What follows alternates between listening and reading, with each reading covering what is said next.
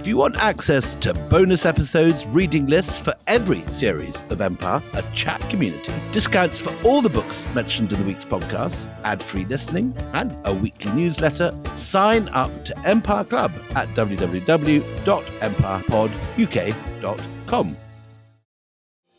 This episode is brought to you by Spotify Portal for Backstage. Bet you're wondering, what's Portal? Well, it's an internal developer portal built to improve developer experience and boost productivity. All software components are centralized, documentation is automated and easy to maintain. New projects and components? Just a few clicks. With your best practices already built in. Think less friction, more innovation. Ready to double your productivity? Try Spotify Portal at backstage.spotify.com.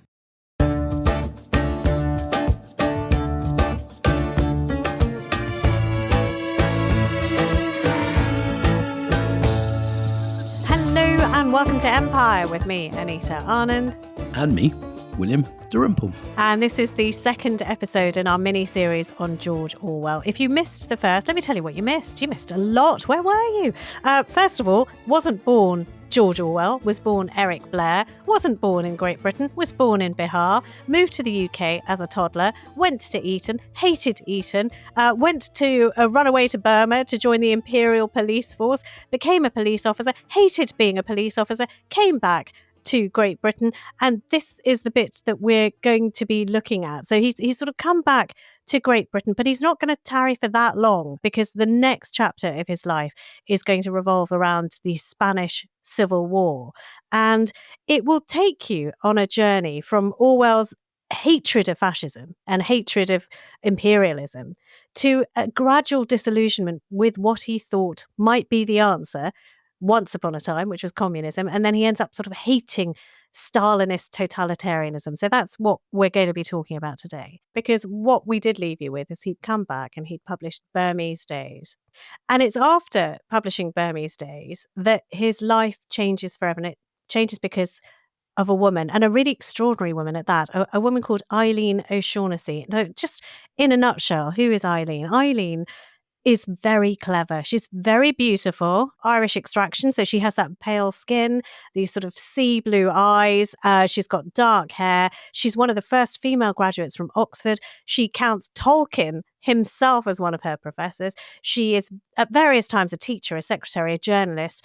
And Orwell himself remarks that she was the nicest person he had ever met and the type of woman he wished to marry. And they had this whirlwind marriage. We're going to go into this in a lot more detail with Anna Funder, who's written this fabulous book about Orwell and women.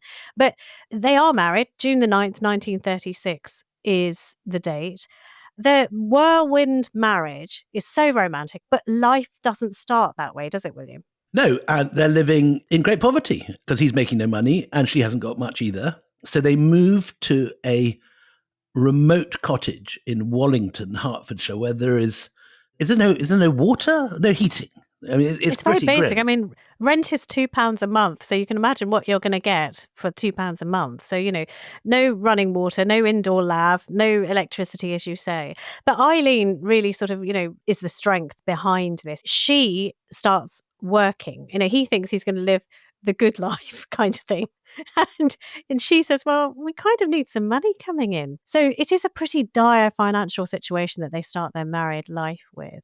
Despite this dire situation when it comes to money, Eileen is an unacknowledged force for good in his writing. Not only will she edit stuff, she will give him ideas for stuff.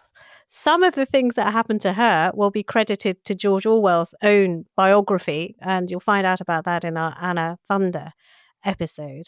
But Orwell does start bringing in a little bit of money, because shortly before they get married, he is thinking about the rest of his life, and he gets this commission in January 1936 to document the deprived conditions of the unemployed and destitute in the north of England during the Great Depression. And particularly, he's looking at miners, and particularly, he's going to immerse himself in their lives. So he's going to live in places like Wigan, Barnsley, and Sheffield. Yeah, and this is the trip that's famously published a year later as The Road to Wigan Pier. And this is another of Orwell's classic books, still very much in print, still very much taught at schools and university. And it's his horror at his discovery at what he had never really been aware of in the bubble that he grew up with as a King's Scholar at Eton, with the most privileged of privileged folk at the heart of the empire. And it documents his horror at the miners' living and working conditions, and produced what he describes as a passionate argument in favor of socialism. And it also contains, which is really interesting for what comes, a critique of the socialist movement itself. Already he's critiquing the left almost as soon as joining it. And he's frustrated by its fragmentation and what he sees as its sort of basic ideological confusion, which he believes alienated decent people. And rather like people on the right today dismissing the left as woke with all that implies, he says that socialism draws into itself by magnetic force every juice drinker, nudist, sandal wearer, sex maniac, Quaker, nature cure quack, pacifist, and feminist in England. I wonder which of those today. Juice drinker, I think even the right, even the most far right. I'm sure Nigel Farage has juice for breakfast, doesn't he? He wouldn't be considered a lefty the thing. thing is, it again, like Orwell does. I mean, what he does is he's just again so prescient, because that's how you're right. I mean, often the left are dismissed as hemp-wearing, tofu-eating surrender monkeys. That kind of thing goes around. And so he was doing it so much earlier. He does this assignment. Road to Wigan Pier is the result of that. He completes the final version of his manuscript in December 1936. But very soon after that, he leaves for Spain. And Spain is an absolute magnet for the ideological and for those who want to change the world for the better. So Camus said something really beautiful, and it was after the Spanish Civil War was over. He says, it's now 9 years that men of my generation have had Spain within their hearts, 9 years that they've carried it within them like an evil wound. And this is the most sort of haunting phrase from the Nobel laureate. It was in Spain that men learned that one can be right and yet be beaten, that force can vanquish spirit, and there are times when courage is not its own recompense. At the time, the magnet, not for, juice drinkers or sex maniacs, the magnet for the politically aware and those who have sort of wide-eyed stars in their, think they can change things, is Spain and the Spanish Civil War. And we should give a little bit of context to this. What was the Spanish Civil War all about? So in the early 20th century, Spain is a country in turmoil. It's much poorer than most of Europe. It's considered enormously exotic. If you read the novels of the 1920s, think of Hemingway in Fiesta, The Sun Also Rises. It's almost like going to a third world country for Hemingway. Going south from Paris is to go into something far more exotic. Spain is somewhere which is barely developed and which is much more backward than France. And along with that comes stark inequalities between landowners and peasants, growing tensions between monarchy and the Republican movement, the whole business of the Catholic Church and atheist socialists who disapprove of the rights and the political position of the Catholic Church, and the clashing of powerful left and right-wing ideologies. In 1931, the monarchy is overthrown and the Second Spanish Republic is established, bringing sweeping reforms such as secular education, land distribution, and the reduction, this is the crucial thing, the reduction of power for the Catholic Church. So in my family and my wife's family, both of whom are very Catholic, these caused enormous divisions because the more conservative elements very much supported the Catholic Church and the monarchy. And with that, this General Franco, who we'll come to in a second, and it was considered for pious Catholics at the time to be a matter of faith that you would support the monarchy and Franco. And it's also against the backdrop of, sort of swirling tensions in the rest of Europe, sort of left and right going at each other. But you mentioned Franco, and we should say who Franco is. Born in December 1892, Francisco Franco Bahamonde came from a family of upper-class naval officers, and he joins the infantry academy at the age of 14, which is much younger than most other boys would. And he is shorter than most other boys in his class. He's a kind of Napoleonic figure. Yeah. Look, I know I'm shallow. He's not a looker at all. Looks very much like, well, I don't know, a bookkeeper of some sort. Were it not for the uniform and the medals, utterly unnoticeable in a crowd, I would say. And in 1912, Franco serves in Morocco when it was established as a Spanish protectorate. Whatever he lacked in looks and height, he made up for in ambition because he wanted to be a man who was going somewhere. And the pathway to promotion was through action. So he joins this newly formed brigade, the Regulars, and they're Moroccan troops with Spanish officers, and they often find themselves on the front line. So he's not somebody who is going to be commanding from the back.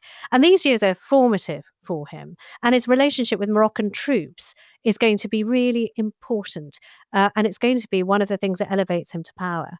And this is this period in the interwar years where all these colonial armies are fighting with colonial troops. So the British Army has vast numbers of Indian troops. The French have large numbers of Algerian troops, and the Spanish have Moroccans. So he's only 24 when he becomes the youngest major in the Spanish army. So, this tenacity and ambition does pay off for Franco. But as William was saying, you have not just a Spain, but a whole Europe riven about the overthrow of the monarchy and the rise of the Republic, because the Republic is not on God's side. So in July 1936, Franco leads this group of right-wing military officers. So he launches a coup against the Republican government, but the coup fails. It doesn't work. But what it does do, it succeeds in splitting Spain into two camps. You have the Republicans, made up of the leftists, the socialists, the communists, the anarchists, and the Liberal Democrats. You've got the nationalists then on the other side, which is made up of the conservatives, monarchists, fascists, and much of the Catholic hierarchy. And they have got now this rallying point, and that rallying point is General Franco. And of course, there are outsiders interfering. So as Spain descends into full-scale civil war, with both sides receiving international support, it's of course Franco that is supported by Nazi Germany. And this is the period when Hitler is building up the Wehrmacht and the Luftwaffe, and both are being given their first outing in the Spanish Civil War. It's the first time that you see cities reduced to complete rubble by aerial bombing campaigns. In the First World War, there'd been little sort of Sopwith camels dropping tiny bombs that were more like grenades. But now we're seeing these massive bombers for the first time unleashing their payloads.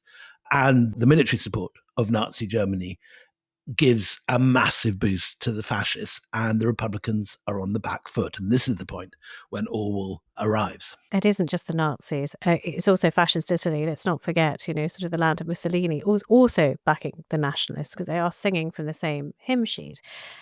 But as far as international interference is concerned, the other side has it too, because you have the Soviet Union then getting involved. So, this is before World War II, remember.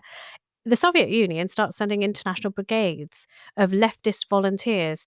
This becomes almost a proxy world war. There are people who've described it in that way. I mean, I think Orwell himself describes it as, World War II started well before the date of World War II, and Spain was its arena.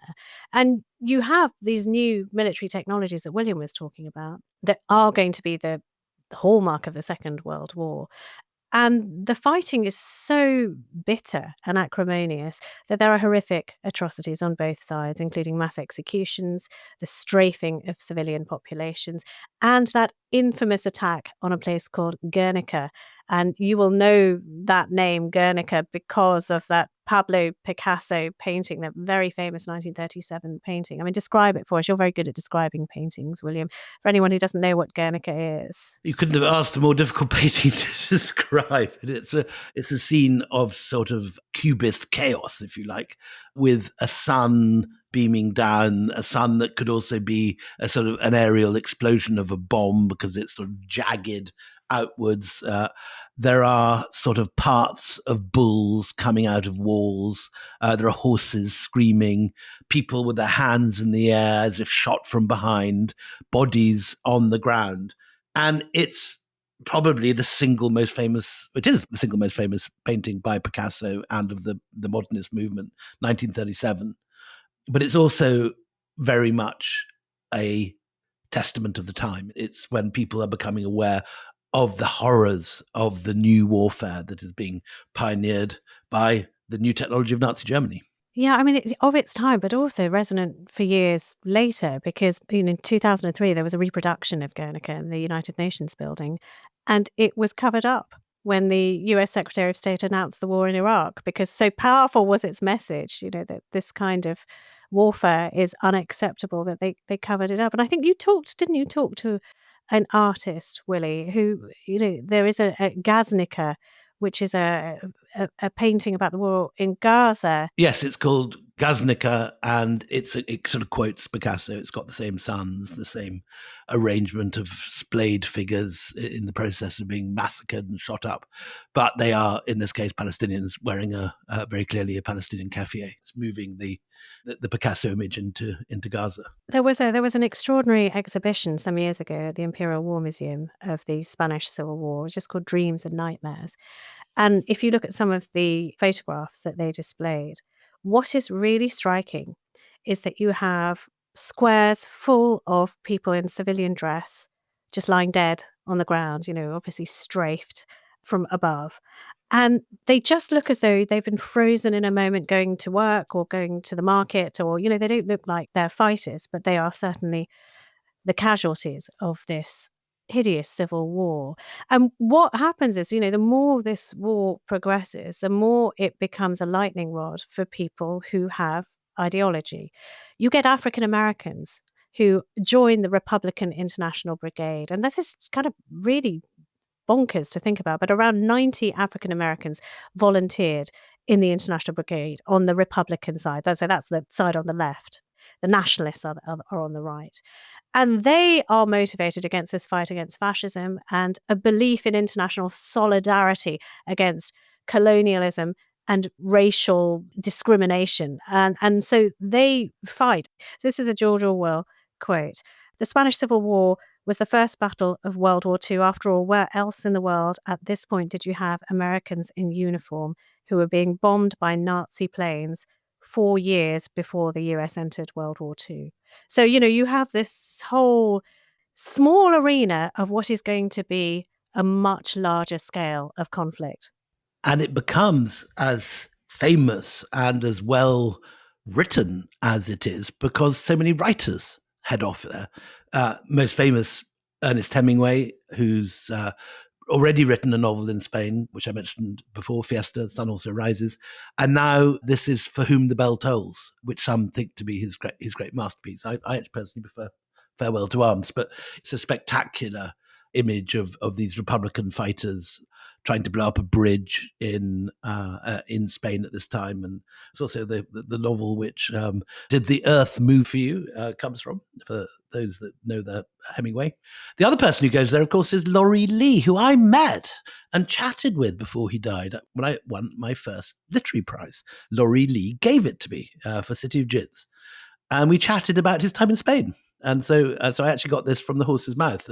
And for him, it was this great liberation, not only fighting for the Republic, but also he'd come from a very small town, Cotswolds, sided with Rosy territory, and suddenly catapulted into this world with Hemingway and with Orwell and all these other extraordinary characters. Can I just tell you the other person who went over to fight in this war was the youngest of the Mitford sisters, Decca Mitford. Did she fight too? She has, two sisters who are Nazi sympathizers. The oldest sister in the Mitford family is the famous writer Nancy Mitford, and Decca falls in love with a communist from the East End of London. They fall madly, deeply in love, and they both head off to fight in the Spanish Civil War. So this is an absolute melting pot of intellectuals, if you like, interesting people. And that is where Orwell finds himself in the middle of. Join us after the break and we'll tell you what happens as soon as he arrives in December 1936. This episode is brought to you by Attio, the CRM for the AI era. Empires require a strong foundation to flourish. The Romans based theirs around the power of Rome. The British relied on the strong hand of Parliament and the monarchy. Attio understands that every business needs its own stable foundation. Instead of trying to build your business on top of generic tools, Attio's AI-driven CRM means that anyone can build a CRM that works for their unique needs and purpose. Attio's built to support your business from day one. Empires also require efficiency. Rome would be nothing without its roads. Britain would just be an island without its sea power. Attio can give you real-time customer insights and a platform that grows with you, so you can finally stop wasting time trying to shape your business around somebody else's software and get on with what matters most, your customers. With Attio, you can do the real work of building your own empire, whether it's that small business, a startup, or an international corporation. Try Attio for free at attio.com/empire. This podcast is brought to you by Carvana. Carvana lets you buy your next car on your terms. Explore a massive inventory online, filter for what matters, and find your perfect match. Then choose delivery to your home or pick it up at one of Carvana's iconic car vending machines. Every car also comes with a 7-day money-back guarantee, so you can make sure it's the right fit. Buy your car on Carvana. Delivery or pickup fees may apply. Limitations and exclusions may apply. See our 7-day return policy at Carvana.com. Carvana.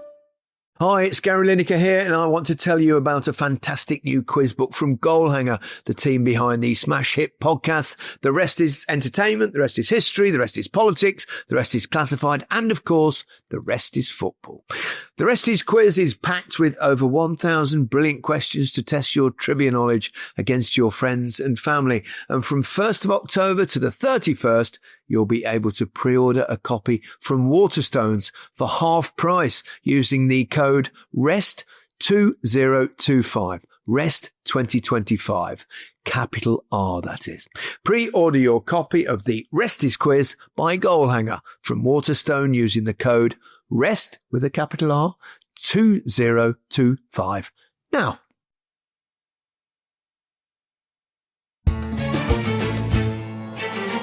so Orwell doesn't go to Spain as a fighter. He thinks he's going there to report the Civil War as a journalist, which is what Hemingway, for example, was doing. But unlike Hemingway, on arrival in Barcelona, he's so profoundly moved by the revolutionary atmosphere that he immediately abandons his journalistic plans and decides to enlist as a soldier. And what happens to him then is how he and Eileen, who is also with him after a break, she comes and joins him, what they find the hypocrisy and the growing totalitarianism of the left dictated by the growing Stalinist influence from Russia completely changes his attitudes. And so this is the crucial moment in which Orwell verges rightwards. It is certainly what's happening with Soviet Russia, but it's also the British left, which, starts getting on his nerves and big time, because initially he wants to join this larger communist-led international brigade. And he goes to the headquarters of the Communist Party of Great Britain and says, I'd really like to join the big communist-led international brigade. It's international. I'll meet lots of people. It's the biggest one. Can I join it? But Harry Pollitt says, actually, Orwell, you know what? You're politically unreliable, and he won't help him because he's not the right type of lefty. He feels rejected.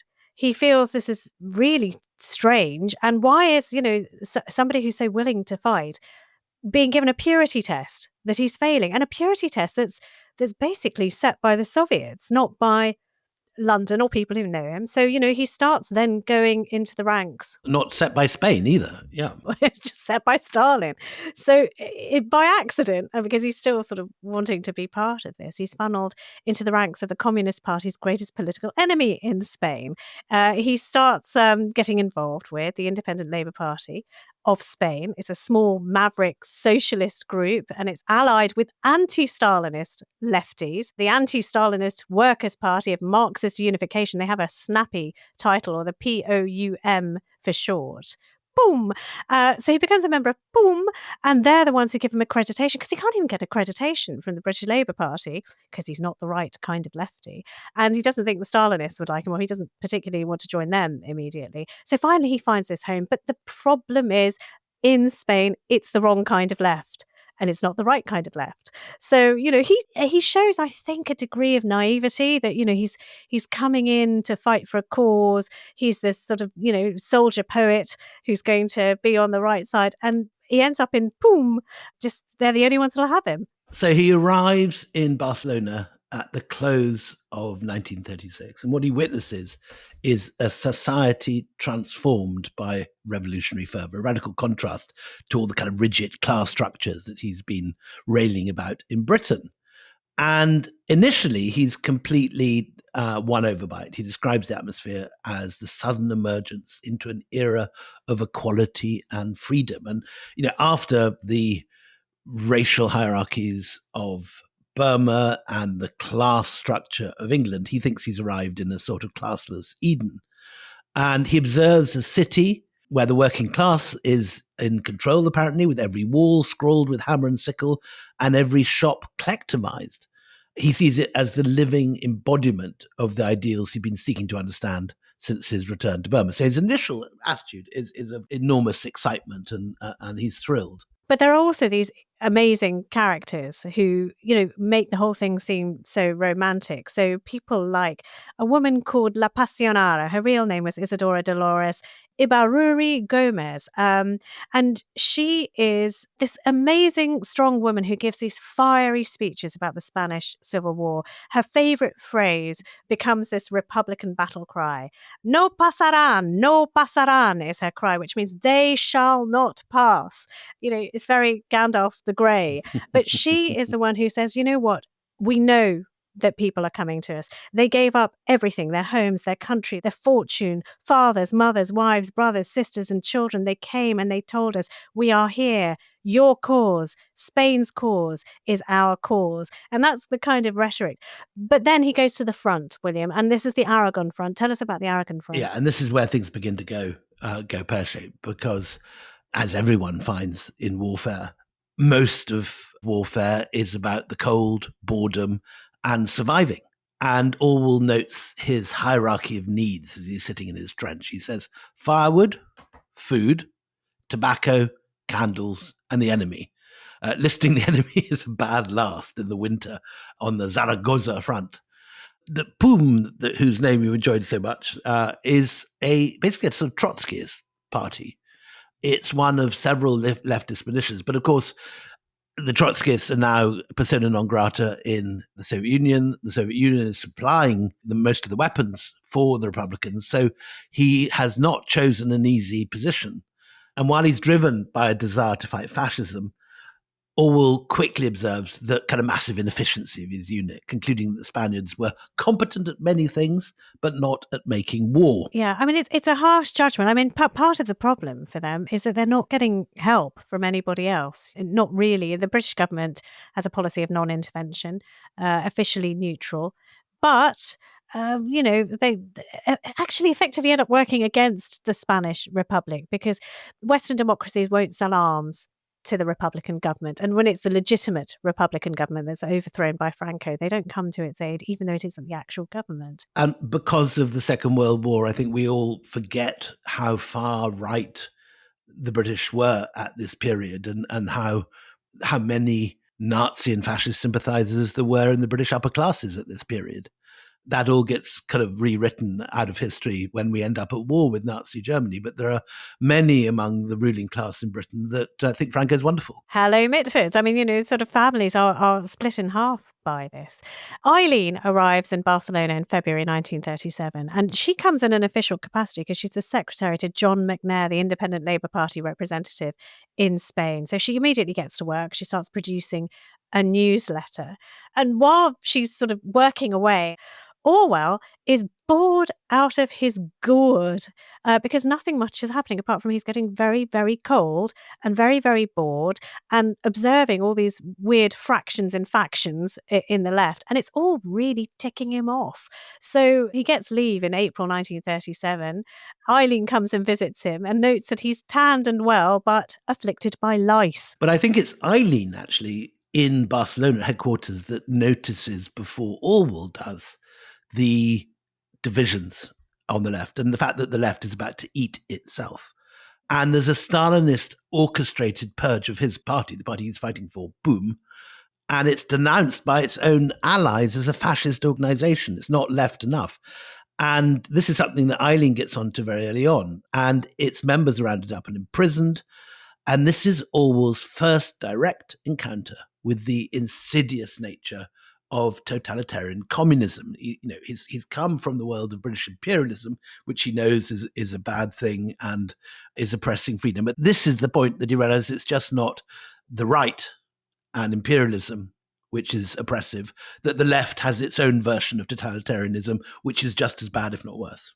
Well, I mean, and that purge, taking people off, that fear of that is going to remain with him even when he goes back to England, because, there will be times when there's a knock on the door and he won't answer because he thinks it is the communists who have come to get him because he was on the wrong bit of the left, even when he's back in England. Anyway, May the 3rd, 1937, police units attempt to seize the Central Anarchist-controlled telephone exchange, and this is immediately met with resistance. There are 5 days of intense street fighting, and there are people falling everywhere. And just to clarify, this is left on left fighting. This has nothing to do with the fascists or with Franco. This is two different factions of the left killing each other.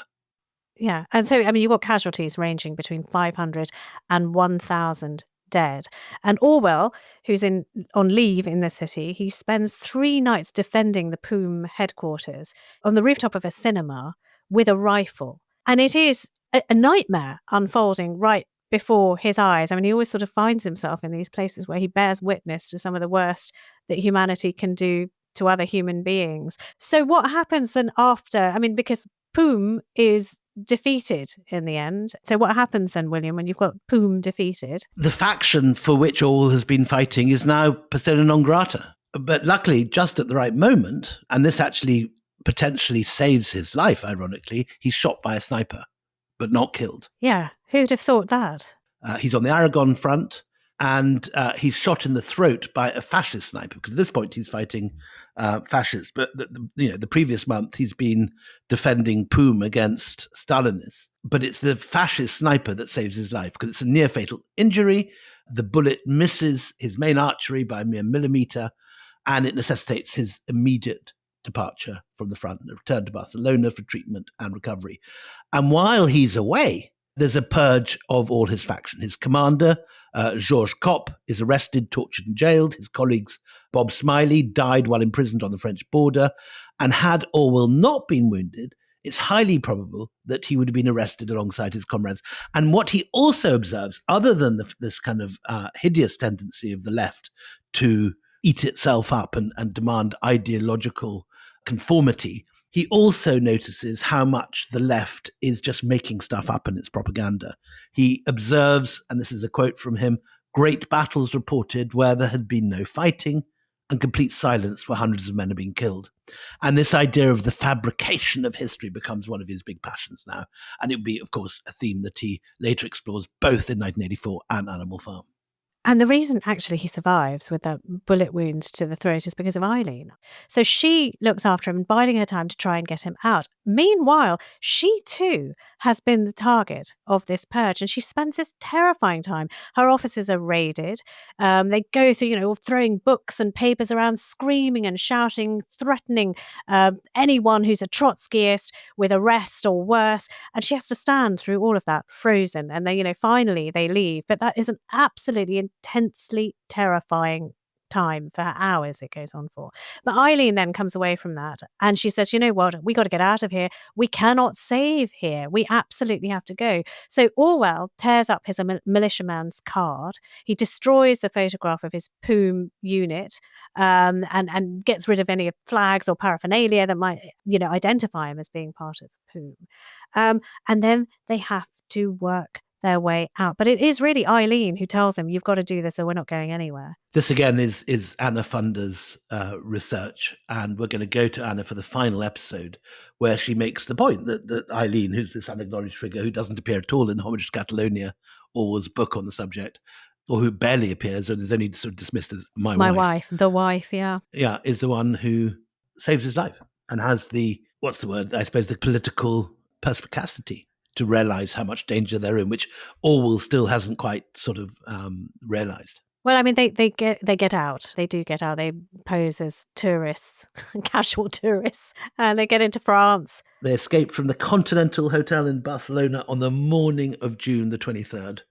And to escape detection by the police operating near the border, the entire group, including Eileen, disguise themselves as a casual tourist party to cross by train into France. And on arriving in France, Orwell immediately tries to share his truth, telegramming the New Statesman to offer a first-hand article. He finds, which is what he'll find after this in many other occasions, that the left does not want to hear his version of events, that he's being censored. They don't want to hear Stalin being drubbed. They don't want to hear about Stalin purges. They don't want to hear about the fact that, people who are fighting on the same side are turning against each other and eating their own. When he returns to his cottage in Wallington, he starts writing again against the lies that are being perpetrated partly by the left and mostly by the right. And he finishes this manuscript, which will become what William has already talked about, the homage to Catalonia. And he finishes it on New Year's Day, 1938. And he does always say that the reason he had to write this, he didn't have any choice, even though he's, recovering from this bullet wound, is because lies have to be rectified. You cannot leave lies standing. And the reception to the book is exactly what he thought it would be. People do not want to know. People don't want to publish it. They don't want to read it. If they talk about it, they're going to be rude about it. I mean, his long-term publisher, and the relationship between a writer and a publisher is kind of one of those sacred things. But his publisher, Victor Gollancz, who did publish The Road to Wigan Pier, says, I'm not touching this. I'm not touching this. It's gonna harm the cause of anti-fascism. He's not the only one, is he, though, William? And everyone backs off. The New Statesman, as we said, rejected Orwell's essay, citing the official Popular Front Party line that no enemies on the left. And it's this refusal of his colleagues to disseminate the truth and the fact that they cover it all up that hardens Orwell's views. He now realizes that it isn't, as he said, left against right. It's totalitarians against libertarians. The importance of being able to speak clearly, to avoid censorship, to tell your truth clearly and not censor is the cause to which he will now hoist his flag for the rest of his life. Right. I mean, eventually somebody does publish Homage to Catalonia. Secker and Warburg, still going. Secker and Warburg, exactly. They publish him. But, it doesn't do great business. The left aren't interested. The right don't want to hear from a lefty writer. I mean, it just doesn't have a market, does it? Nobody wants to read this stuff. But despite that, it does set Orwell on a path, because he says himself he has a new mission. Every line of serious work that I have written since 1936 has been written directly or indirectly against totalitarianism and for democratic socialism. And this book really just becomes a manifesto for like-minded people as well, a kind of socialism that they can believe in, something that's anti-authoritarian, that's decentralized, that is on brotherhood, camaraderie, the kind of things he thought he was walking in to fight for, and very much not Stalinism. Anyway, tell us, William, how does the Spanish Civil War end? It ends without him, but what happens? Partly as a result of the left eating itself, partly because the suppliers of the weapons, the Soviets, demand a hardlined Stalinist type communism and gobble up Trotskyites and anarchists and so on. The left is divided against itself, and Franco's nationalists emerge victorious just before the Second World War. And a key front that it was won on was, of course, through the Moroccan fighters who fought on Franco's nationalist side. Around 80,000 Moroccans, very much Franco's sort of core men, fought for Franco and were known for their fierce tactics. And these troops were recruited from the poorest, largely rural population under Spanish colonial rule, and they served as the shock troops. So very much, as we've discussed in previous episodes, how the Punjabis are the unsung heroes of so much of the British fighting in both First and Second World War. So the Moroccans are fighting in the Spanish War. But for Orwell, the important thing is that it again realigns him. And he is really the first major intellectual on the left to realize the dangers of communism. And what's so powerful is the fact that he is of the left. He's not a right-winger saying that communism is evil because it's communism. He's saying it's evil because it's totalitarian, because it doesn't allow dissent. Can I read you a quote from Christopher Hitchens about Orwell? Go for it. So Hitchens says, Orwell was one of the first to volunteer to bear arms against fascism and Nazism in Spain. And while he was soldiering in Catalonia, he saw through the biggest, most seductive lie of them all, the false promise of a radiant future offered by the intellectual underlings of Stalinism. And that's Hitchens writing about it. Hitchens makes a similar journey, doesn't he? He goes from the extreme left to the kind of soft right, goes further than Orwell will do. But Hitchens is an Orwell-like character in many ways. Yeah. Anyway, look, in the next episode, we're going to be exploring Orwell's critique of totalitarian communism. That same thing that we've been talking about in Spain, the thing that gets him alienated by much of the left. And the two seminal pieces of work that are produced as a result, Animal Farm and 1984. If you want to hear those episodes right now, you don't have to wait. You don't have to wait. You just join Empire Club. EmpirePodUK.com is where we are, EmpirePodUK.com. You get to chat about all things Orwell on our Discord. You get a weekly newsletter. You get book discounts. £1 a month is the price of that, all of that stuff. That's not bad, is it? Or a really fancy cappuccino. Yep. Till the next time we meet then, it's goodbye from me, Anita Arnand. And goodbye from me, William Dalrymple.